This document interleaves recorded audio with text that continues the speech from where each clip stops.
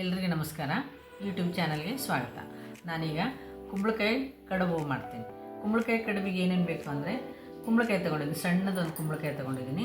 ಅದನ್ನು ಪೀಸ್ ಮಾಡಿ ಹಿಂದ್ಗಡೆದೆಲ್ಲ ಅದನ್ನು ದಪ್ಪ ದಪ್ಪ ಸಿಪ್ಪೆ ತೆಗೆದಿದ್ದೀನಿ. ಮುಂದ್ಗಡೆದೆಲ್ಲ ಕ್ಲೀನ್ ಮಾಡಿ ಇಟ್ಕೊಂಡಿದ್ದೀನಿ. ಇದು ಸಣ್ಣದೊಂದು ಇದು ಕುಂಬಳಕಾಯಿ.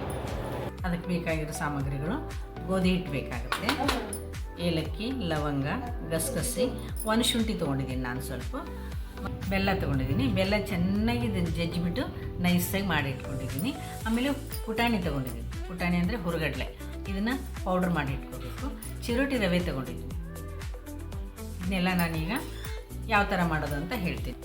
ಮೊದಲ ಕುಂಬಳಕಾಯಿನ ಚೆನ್ನಾಗಿ ಬೇಯಿಸ್ತೀನಿ. ನಾನು ಬೇಯಿಸಿದ ಮೇಲೆ ಐಟಮ್ಸ್ ಎಲ್ಲ ಹಾಕೋದು. ಕುಂಬಳಕಾಯಿ ಚೆನ್ನಾಗಿ ಬೆಂದಿದೆ. ನಾನು ಇದನ್ನು ಬಸ್ತು ರೆಡಿ ಮಾಡಿ ತೊಗೊಂಬಂದಿದ್ದೀನಿ. ಇದಕ್ಕೀಗ ಫಸ್ಟ್ ಬೆಲ್ಲ ಹಾಕ್ಕೊಳ್ತೀನಿ. ನಾನು ಒಂದು ಸಣ್ಣ ಕುಂಬಳಕಾಯಿಗೆ ಅರ್ಧ kg ಬೆಲ್ಲ ಇಟ್ಕೊಂಡಿದ್ದೀನಿ. ಸ್ವಲ್ಪ ಮೊದಲು ಹಾಕಿ ಆಮೇಲೆ ಮತ್ತು ಸ್ವಲ್ಪ ಹಾಕಿ ಮಿಕ್ಸ್ ಮಾಡೋಣ. ಈಗ ಹುರುಗಡ್ಲೆ ಅಂದರೆ ಪುಟಾಣಿ ಹಿಟ್ಟು ರೆಡಿ ಮಾಡಿ ಇಟ್ಕೊಂಡಿದ್ದೀನಿ, ಅದನ್ನು ಹಾಕ್ತಾಯಿದ್ದೀನಿ.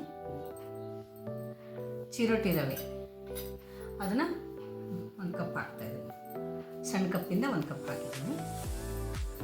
ಏಲಕ್ಕಿ, ಲವಂಗ, ಗಸಗಸೆ ಮತ್ತು ಒಂಚೂರು ಒಣಕೊಬ್ಬರಿ ಇದನ್ನೆಲ್ಲ ಪೌಡ್ರ್ ಮಾಡಿ ಇಟ್ಕೊಂಡಿದ್ದೀನಿ, ಅದನ್ನು ಹಾಕ್ತಾಯಿದ್ದೀನಿ.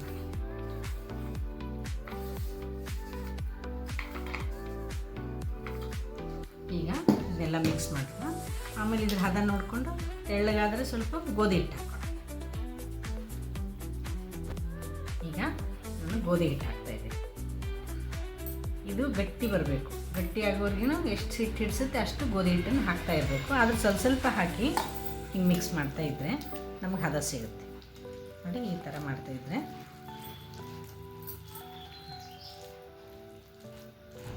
ಇದನ್ನು ಹಬೆಯಲ್ಲಿ ಬೇಯಿಸೋದು. ಅಂದರೆ ಒಂದು ಪಾತ್ರೆಗೆ ನೀರು ಹಾಕಿ ಅದು ಮರಳವಾಗಿ ಕಟ್ಟಿದ ಕಡುಬನ್ನು ಇದನ್ನು ಅದರಲ್ಲಿ ಹಾಕಿ ಒಂದು 10 ನಿಮಿಷ ಬಿಟ್ಟು ತೆಗಿಬೇಕಾಗುತ್ತೆ. ಇದನ್ನು ನಾನು ಕಟ್ಟೋಕ್ಕೆ ಈಗ ಬಾಳೆ ಎಲೆ ತೊಗೊಂಡಿದ್ದೀನಿ. ಬಾಳೆ ಎಲೆನ ಪೀಸ್ ಮಾಡಿ ಅದನ್ನು ಸ್ವಲ್ಪ ಹಬೆಯಲ್ಲಿ ಬಿಸಿ ಮಾಡ್ಕೊಂಡಿದ್ದೀನಿ. ಯಾಕೆಂದರೆ ಅದು ಇದನ್ನು ಹಾಕಿ ಕಟ್ಟುವಾಗ ಅದು ಸೀಳಬಾರ್ದು ಅಂಥೇಳಿ ಸ್ವಲ್ಪ ಬಿಸಿ ಮಾಡಿ ರೆಡಿ ಮಾಡಿ ಇಟ್ಕೊಂಡಿದ್ದೀನಿ. ಕಟ್ಟುವಾಗ ನಿಮಗೆ ತೋರಿಸ್ತೀನಿ. ಈಗ ಇದು ರೆಡಿಯಾಗಿದೆ, ಎಲ್ಲ ಹದವಾಗಿದೆ. ಈಗ ನಾನು ಬಾಳೆ ಎಲೆಯಲ್ಲಿ ಹಾಕಿ ಕಟ್ತೀನಿ. ಈಗ ನಾನು ಬಾಳೆ ಎಲೆನ ಕೊಯ್ದು ಅದು ಕ್ಲೀನಾಗಿ ತೊಳೆದು ಆಮೇಲೆ ಪೀಸ್ ಮಾಡಿ ಸ್ವಲ್ಪ ಬಿಸಿ ಮಾಡಿದ್ದೀನಿ. ಬಿಸಿ ಯಾಕೆ ಅಂದರೆ ಇದು ಕಟ್ಟುವಾಗ ಎಲೆ ಸೀಳಬಾರ್ದು, ಹರಿಬಾರ್ದು ಅಂತ ನಾನು ಈ ಥರ ಮಾಡಿದ್ದೀನಿ. ಈಗ ನಾನು ಇದಕ್ಕೆ ಕುಂಬಳಕಾಯಿದ್ದು ಇದನ್ನು ಹಾಕ್ತೀನಿ. ಅಂದರೆ ಎಲೆ ಎಷ್ಟು ಹಿಡಿಯುತ್ತೆ ಅಷ್ಟು ಹಾಕಬೇಕು. ಇದೊಂದು ಸ್ವಲ್ಪ ಎಲೆ ದೊಡ್ಡದಿದೆ, ಅದಕ್ಕೆ ನಾನು ಸ್ವಲ್ಪ ಜಾಸ್ತಿ ಹಾಕ್ತೀನಿ. ಈ ಥರ ಮಡಚಬೇಕು. ಈ ಥರ ಮಡಚಿ ಇದನ್ನು ದಾರದಿಂದನಾದರೂ ಕಟ್ಬೋದು, ಇಲ್ಲ ಉಲ್ಲನಿಂದಾದರೂ ಕಟ್ಬೋದು. ಏನಿರುತ್ತೆ ಒಟ್ಟಿಗೆ ಅದರಿಂದ ಕಟ್ಟಿ ಗಟ್ಟಿಯಾಗಿ ಮಾಡಬೇಕು. ನಾನು ಉಲ್ಲನಿಂದ ಕಟ್ತಾಯಿದ್ದೆ. ಈ ಥರ ಇಟ್ಕೊಂಡು ಕಟ್ತಾಯಿದ್ದೀನಿ.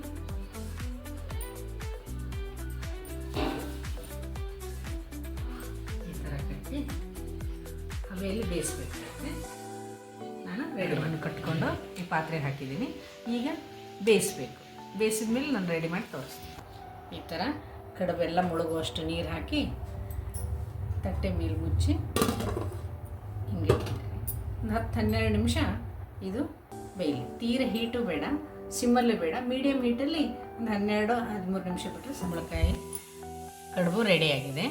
ಇದು ತುಪ್ಪದ ಜೊತೆ ತಿನ್ನೋಕ್ಕೆ ಚೆನ್ನಾಗಿರುತ್ತೆ. ಆದರೆ ಮಾಡಿದ ದಿವಸಕ್ಕಿಂತ ಮಾರನೇ ದಿನವೇ ಚೆನ್ನಾಗಿದ್ದು, ಟೇಸ್ಟ್ ಜಾಸ್ತಿ ಇರುತ್ತೆ. ಒಂದು 2 ದಿವಸ ಇದನ್ನ ಇಟ್ಟು ತಿನ್ಬೋದು. ಒಂದು ಸಲ ಮಾಡಿ ನೋಡಿ. ಹೀಗೆ ನಿಮಗೆ ಇಷ್ಟವಾಗಿದ್ದರೆ ಲೈಕ್ ಮಾಡಿ, ಶೇರ್ ಮಾಡಿ, ಸಬ್ಸ್ಕ್ರೈಬ್ ಮಾಡಿ. ಧನ್ಯವಾದಗಳು.